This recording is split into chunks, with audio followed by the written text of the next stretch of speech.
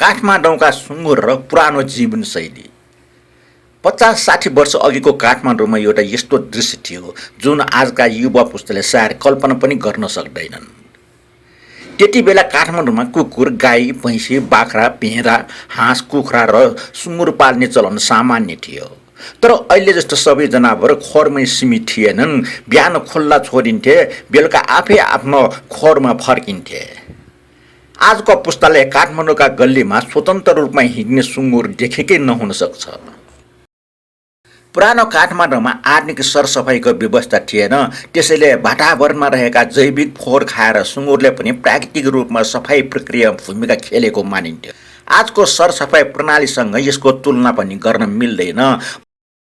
मलाई अझै एउटा घटना सम्झना छ। पाटनतिर पानी बोकेको दमकलले बाटो काटिरहेको एउटा सुँगुरलाई ठक्कर दिएको दृश्य मैले आफ्नै आँखाले देखेको थिएँ। त्यस घटनाले यसको शरीर कति बलियो भए पनि ठुलो दुर्घटनामा कुनै जनावर सुरक्षित हुँदैन भन्ने महसुस गराएको थियो। बिहान खोरबाट छोड्ने बित्तिकै सुँगुरहरू निकै हतारमा दौडिन्थे। यही व्यवहारबाट काठमाडौँमा एउटा उखान पनि चलेको थियो, छिने मखम फाँटे। अर्थात् अत्यन्त हतार गर्ने मानिसलाई सुँगुरको हतारसँग तुलना गरिन्थ्यो।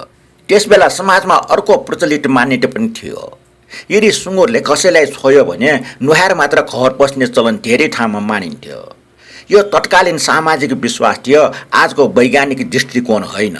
सुँगुरको आहार निकै विविध हुन्थ्यो। घरबाट निस्किएको बाँकी खाना जाँद रक्सी बनाइसकेपछि बाँकी रहने अर्थात् कट, छोक्रा लगायतका पदार्थ खुवाइन्थ्यो।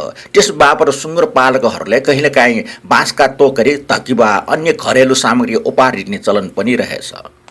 हाम्रो टोलका पोखरीहरूमा पानी सुक्दा कमलको जरा खोज्ने सुँगुरहरू ठुट्ने माटो खन्दै हिँड्थे। त्यो दृश्य हेर्ने निकै रमाइलो लाग्थ्यो। कमलको जरा मानिसले पनि खाने गर्थे।